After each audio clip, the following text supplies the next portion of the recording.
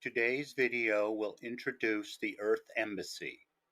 As you may recall from other videos, the Earth Embassy will be a mostly economically self-sufficient community on Earth where the initial operations of the mission to Mars will occur.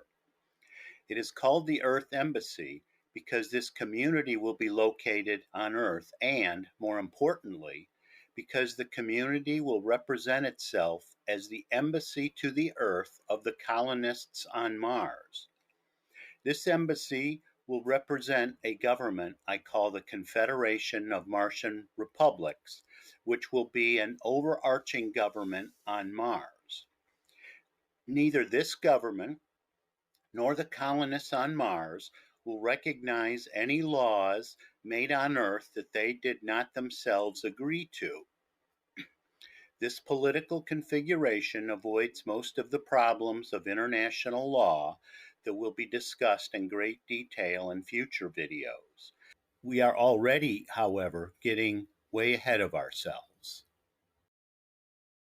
As with the straw man spacecraft ideas, I am proposing that this Earth Embassy be located at a straw man site in New Mexico, away from the population centers of that state.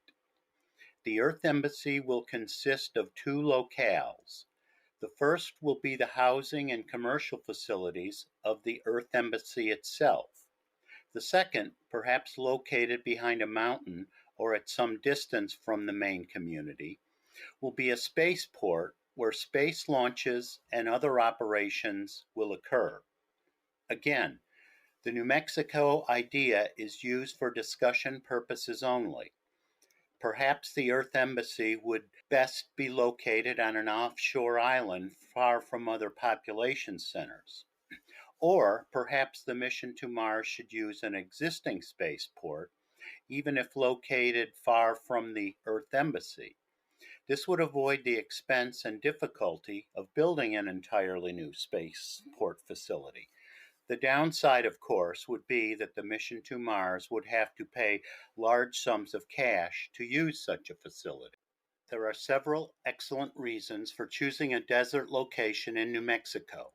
First, the political stability of the U.S., both against civil wars and the arbitrary government seizure of lands and equipment by a lawless regime, would make a location in the U.S., such as New Mexico, an excellent choice. Second, it would seem very unlikely that transportation in and out of an Earth Embassy in New Mexico would be difficult.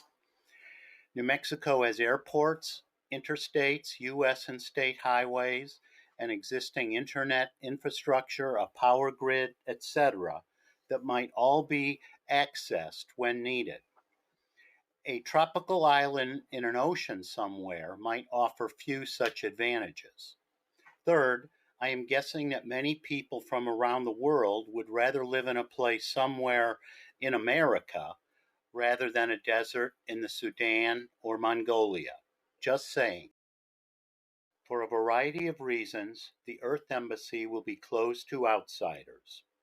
Residents of the mission to Mars will be able to come and go as they please and travel to anywhere else on Earth they may desire to go. I now address briefly the government, both at the Earth Embassy and on Mars, called the Confederation of Martian Republics. I do this in order to address how the Confederation will operate at the Earth Embassy. As there is as much land on Mars as there is on Earth, the Confederation will create 50 to 60 republics on Mars. Each of these 50 to 60 republics will be about the size of France, a relatively large land area, but still small enough as to make Martians there feel closely connected to others in their republic. These 50 to 60 independent republics can take any form of government, be it socialist, Islamic republic, old school capitalist, etc., under which the people of that republic desire to live. The Confederation of Martian Republics will rule, in a sense, over these republics on Mars forming a weak central government for the planet. The Confederation of Martian Republics will have a twofold purpose. First, it will have the primary responsibility to defend Mars and to prepare that defense. Second, it will enforce certain human rights and environmental laws as recognized in the Martian Constitution, laws promulgated by the Confederation of Martian Republics legislation, or other limited kinds of laws that affect the entire planet. The Confederation of Martian Republics will ensure that even in radical republics, people will retain certain human rights and, of course, the right to emigrate out of such a place if they choose to move. How the Confederation will have the power to ensure that these two missions are accomplished will be discussed in later videos. At the Earth Embassy, a government will be established, emulating the Confederation and two republics. All these governments will be provisional, as will be the Constitution that governs the Earth Embassy and the initial settlements on Mars.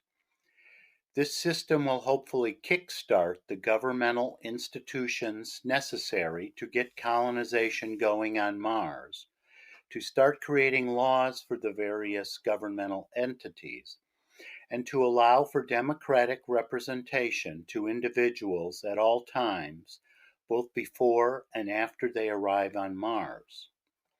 One group of 100 homes at the early Earth Embassy might be called Republic 1, while another 100 might be called Republic 2. This informal zoning at the Earth Embassy might also ensure that there are schools, parks, and other community assets in both Republic areas. Other areas, getting away from the government organizations, will house certain industrial facilities that might produce pollution. A central retail area would also make sense, though more localized retailing might also develop, or perhaps almost no brick-and-mortar retail at all if a local online system develops. Food should be available in all areas.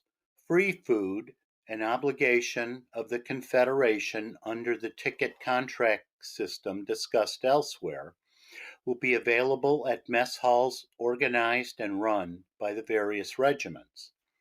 Of course, there will also be restaurants and grocery stores for those who wish to skip the mess hall for a meal or two. Today's video only starts to talk about the Earth Embassy. Later, videos on the Earth Embassy, as well as constant references to it elsewhere, will hopefully present a better picture of my ideas about this community.